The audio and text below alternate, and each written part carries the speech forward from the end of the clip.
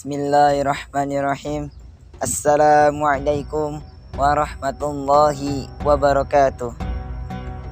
Bismillahirrahmanirrahim. Bitilawatil Qur'an wahdil hayatana bi ayatil Qur'an.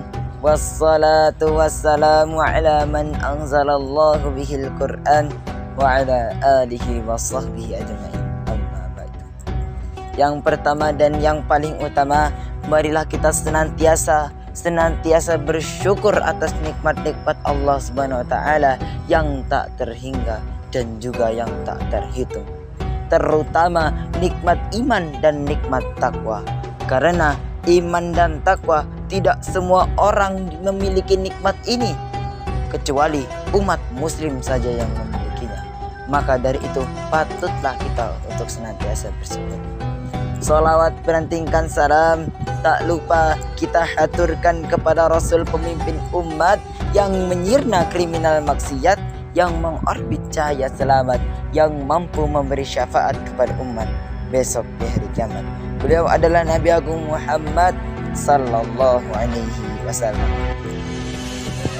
Hadirin rahimakumullah, bulan suci Ramadan adalah bulan yang begitu dengan berkah, bulan yang begitu yang indah, bulan yang begitu penuh dengan ampunan. Di bulan ini kita sebagai umat muslim diwajibkan untuk berpuasa. Dengan puasa ini kita dapat menjalankan amalan-amalan yang akan dilipat gandakan oleh Allah Subhanahu wa taala. Misalkan kita membaca Al-Qur'an, satu hurufnya saja akan diberikan 10 kebaikan. Kalau 10 kebaikan ditambah dengan puasa, apalagi di bulan suci Ramadan, 10 kali dengan 10 sama dengan 100 kebaikan. Satu huruf saja, bukan hanya alif lam mim, tapi alif lam dan mim.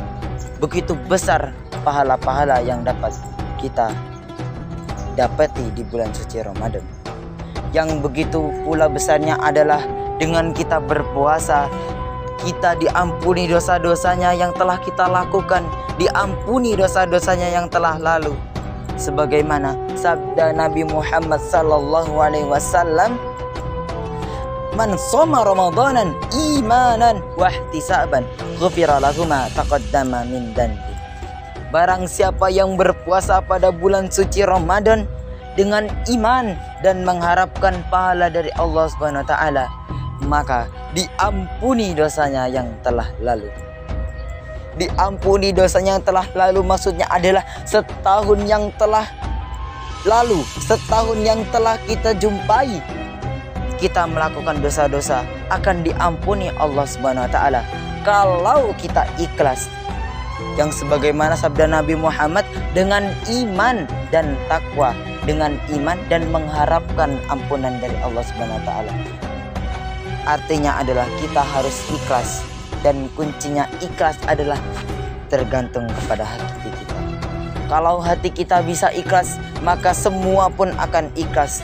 Sebagaimana sabda Nabi Muhammad SAW, sesungguhnya di dalam diri manusia ada segumpal daging yang kalau dia baik, maka baiklah seluruhnya. Kalau dia fasad, buruk, maka buruklah seluruhnya. Yang dimaksud Nabi Muhammad adalah hati kita. Kalau hati kita buruk, maka buruklah semuanya. Buruk dalam arti kita dapat menjumpai penyakit-penyakit hati seperti ghibah, seperti tidak ikhlas melakukan amal ibadah yang lainnya. Tidak ikhlas itu adalah penyakit hati. Makanya kita harus hati-hati. Yang terakhir adalah hati kita menggerakkan otak kita. Kalau otak kita menggerakkan tubuh kita, maka hatilah yang menggerakkan otak kita. Maka dari itu pelihara hati kita. Hati kita harus terhindar dari penyakit-penyakit hati, yaitu seperti ghibah, seperti tidak ikhlas, seperti berburuk sangka dan yang lain-lain. Semoga kita bisa ikhlas menjalankan amal-amal ibadah oleh yang diperintahkan oleh Allah Subhanahu wa taala, agar kita tidak terjerumus dalam orang-orang yang tersesat. Mungkin Hanya itu yang dapat kami sampaikan. Kurang lebihnya kami mohon maaf. Undur man qala wala tandur man qala. Lihatlah apa yang disampaikan, jangan lihat siapa yang menyampaikan.